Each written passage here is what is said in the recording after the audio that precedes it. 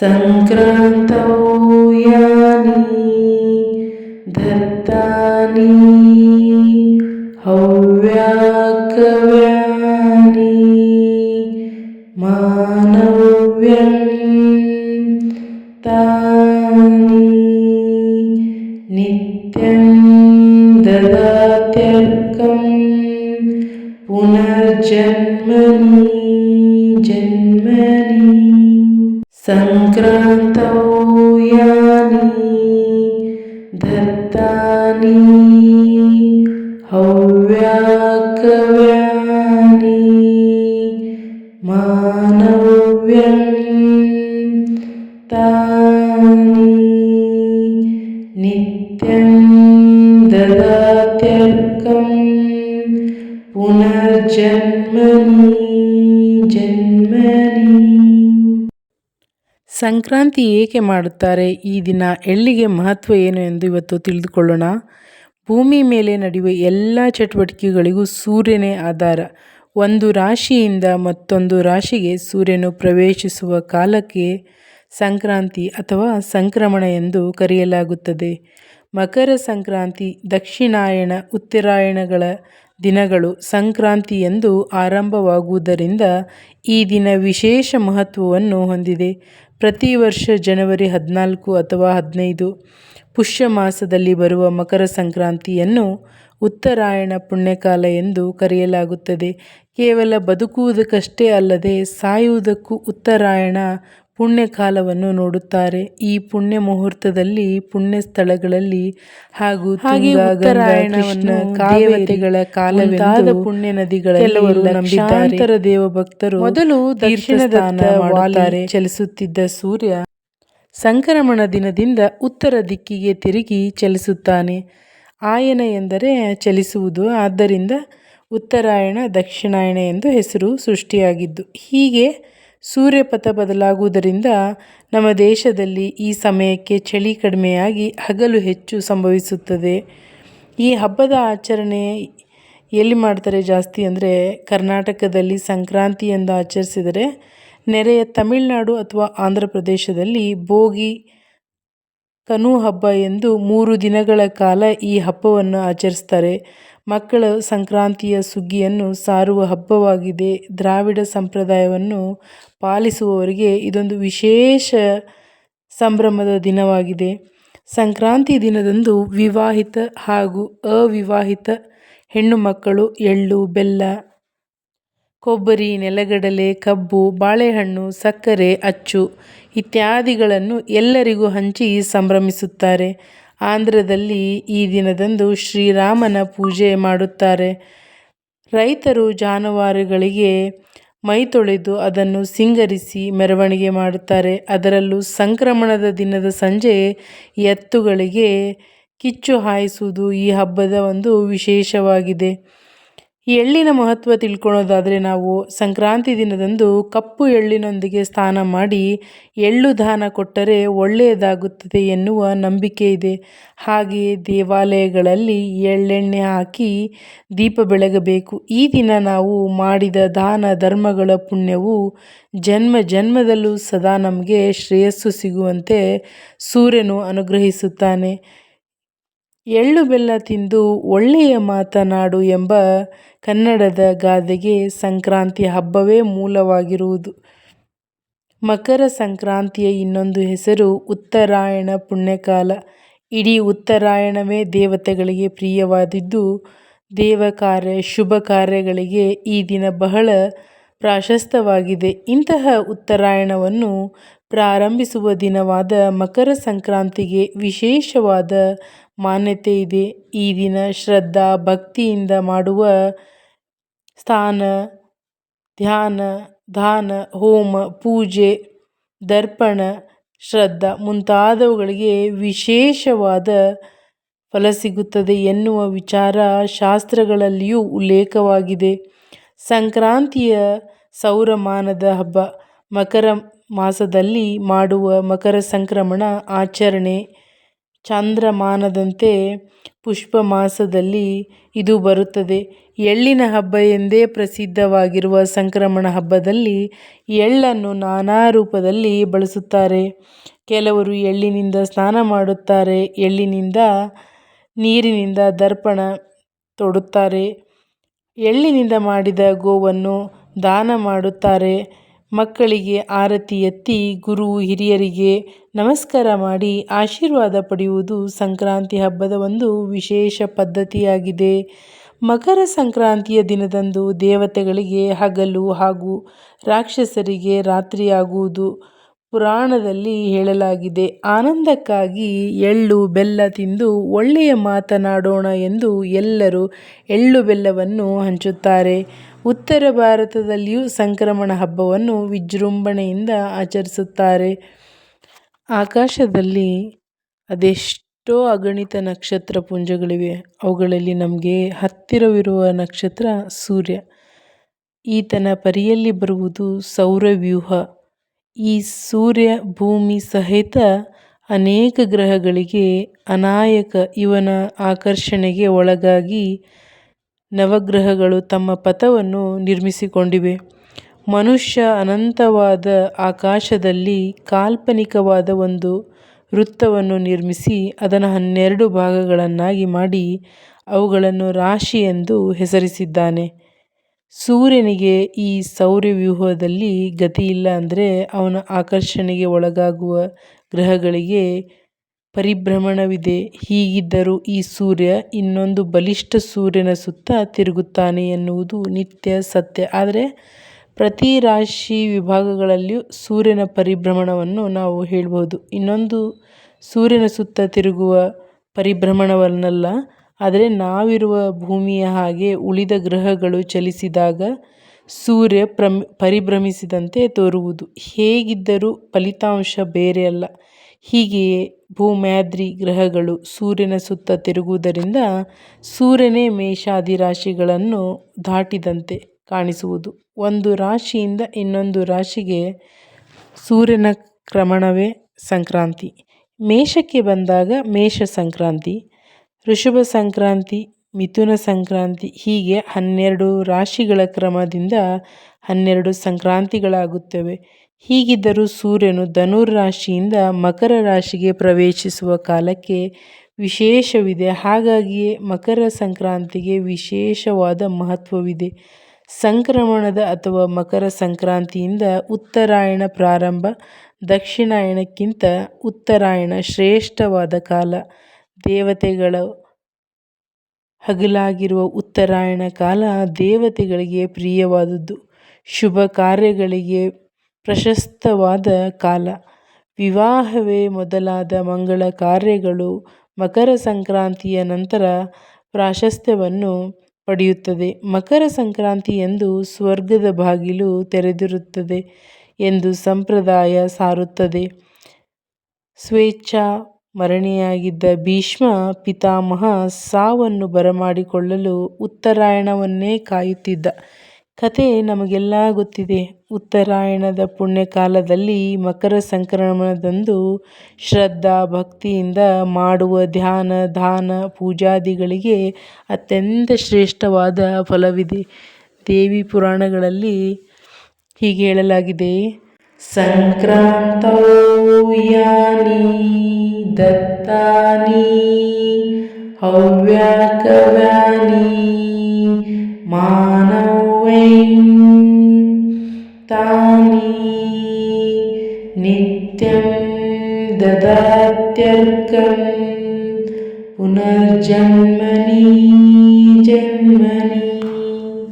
ಸಂಕ್ರಾಂತೌ ಯಾನಿ ದತ್ತಾನಿ ಹವ್ಯಕವ್ಯಾನಿ ಮಾನವೈಂ ತಾನಿ ನಿತ್ಯಂ ದದಾತ್ಯರ್ಕಂ ಪುನರ್ಜನ್ಮನಿ ಜನ್ಮನಿ. ಸಂಕ್ರಾಂತಿಯಂದು ದೇವತೆ ಹಾಗೂ ಪಿತೃ ಪ್ರೀತಿಗಾಗಿ ಯಾವ ವಸ್ತುಗಳು ಮನುಷ್ಯರಿಂದ ದಾನ ಮಾಡಲ್ಪಡುತ್ತದೋ ಅವುಗಳನ್ನು ಜನ್ಮ ಜನ್ಮಾಂತರದಲ್ಲೂ ಸೂರ್ಯ ಭಗವಂತ ಒದಗಿಸುತ್ತಾನೆ. ನಮ್ಮಲ್ಲಿ ಸೌರಮಾನ ಹಾಗೂ ಚಂದ್ರಮಾನ ಎಂದು ಪರಂಪರೆ ಇದೆ.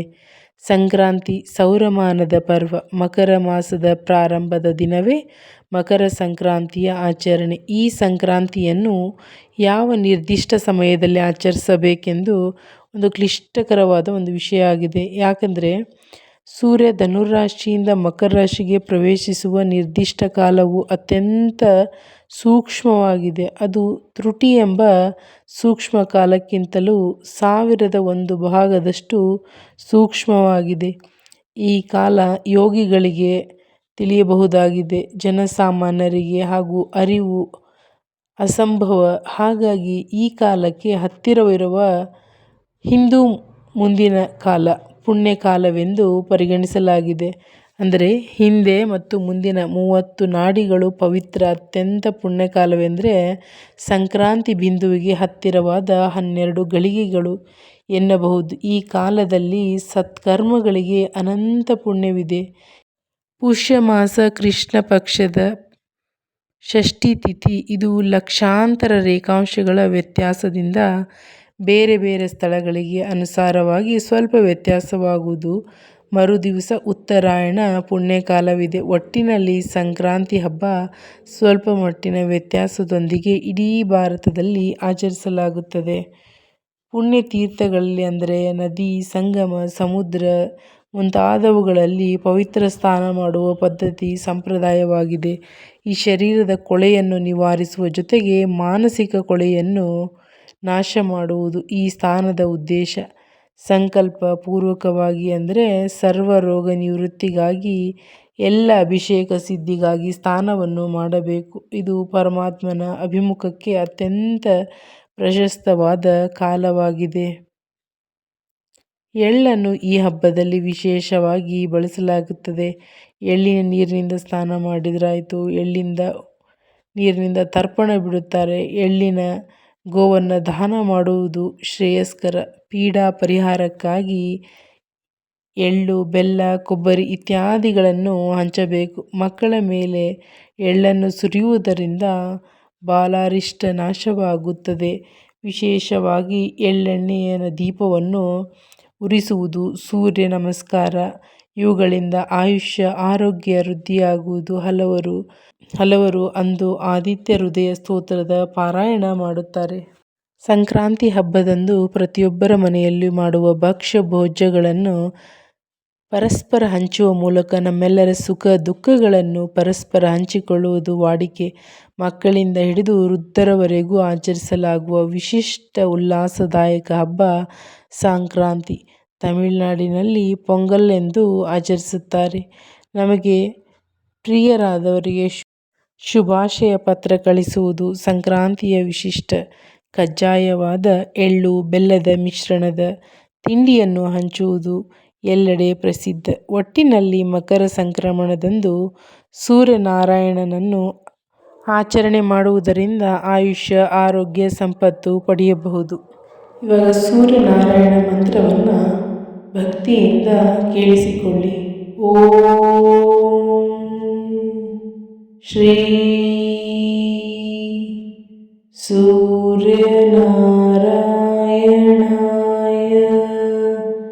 ನಮಃ.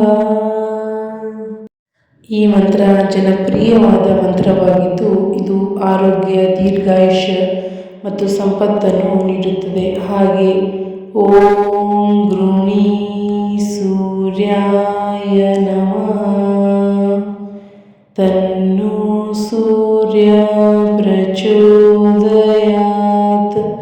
ಈ ಮಂತ್ರಗಳು ಧ್ಯಾನ ಮತ್ತು ಶಕ್ತಿಗೆ ಸಹಕಾರಿ. ಸ್ನಾನದ ನಂತರ ಸ್ವಚ್ಛ ಬಟ್ಟೆಯನ್ನು ಧರಿಸಿ ಸೂರ್ಯೋದಯದ ಸಮಯದಲ್ಲಿ ಈ ಮಂತ್ರಗಳನ್ನು ಪಠಿಸಬೇಕು. ನನ್ನ ಹಿಂದಿನ ಒಂದು ವಿಡಿಯೋದಲ್ಲಿ ಸೂರ್ಯ ಮಂತ್ರಗಳನ್ನು ತಿಳಿಸಿಕೊಟ್ಟಿದ್ದೇನೆ. ಯಾರಿಗೆಲ್ಲ ಆಸಕ್ತಿ ಇದೆ ಅವರೆಲ್ಲ ಆ ವಿಡಿಯೋವನ್ನು ನೋಡಿ. ಓಂ ಶ್ರೀ ಸೂರ್ಯನಾರಾಯಣಾಯ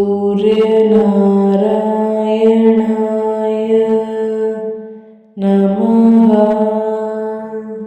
ಓಂ ಶ್ರೀ सूर्यनारायणाय नमः।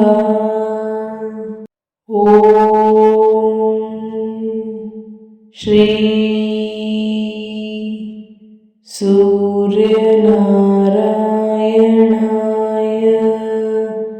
नमः। ॐ श्री सूर्यनारायणाय नमः। ॐ श्री सूर्यनारायणाय नमः। ॐ श्री सूर्यनारायणाय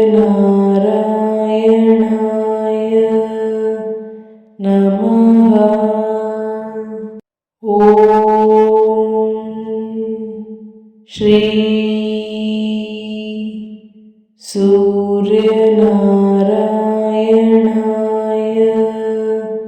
नमः। ॐ श्री सूर्यनारायणाय नमः। ॐ श्री सूर्यनारायणाय नमः। ॐ श्री सूर्यनारायणाय नमः।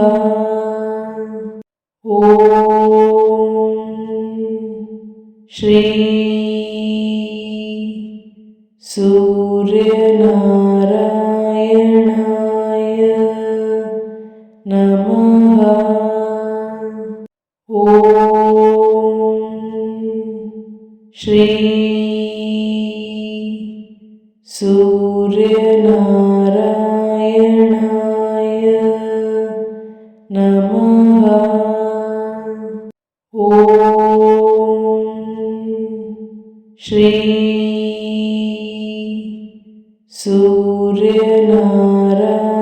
सूर्यनारायणाय नमः। ॐ श्री सूर्यनारायणाय नमः। ॐ श्री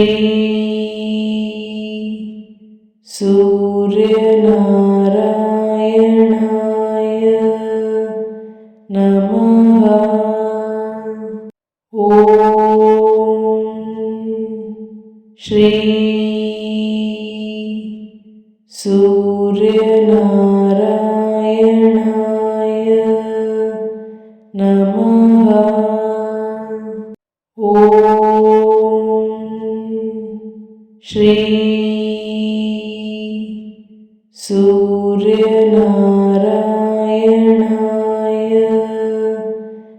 नमः। ॐ श्री सूर्यनारायणाय नमः। ॐ श्री सूर्यनारायणाय नमः। ॐ श्री सूर्यनारायणाय नमः। ॐ श्री सूर्यनारायणाय ನಮಃ. ಓಂ ಶ್ರೀ ಸೂರ್ಯನಾರಾಯಣಾಯ ನಮಃ. ಓಂ ಶ್ರೀ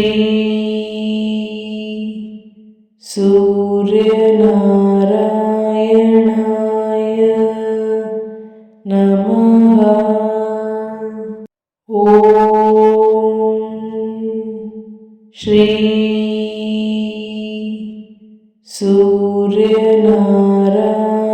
ಸೂರ್ಯನಾರಾಯಣಾಯ ನಮಃ. ಓಂ ಶ್ರೀ ಸೂರ್ಯನಾರಾಯಣಾಯ ನಮಃ. ಓಂ ಶ್ರೀ ಸೂರ್ಯನಾರಾಯಣಾಯ ನಮಃ. ಓಂ ಶ್ರೀ ಸೂರ್ಯನಾರಾಯಣಾಯ ನಮಃ. ಓಂ ಶ್ರೀ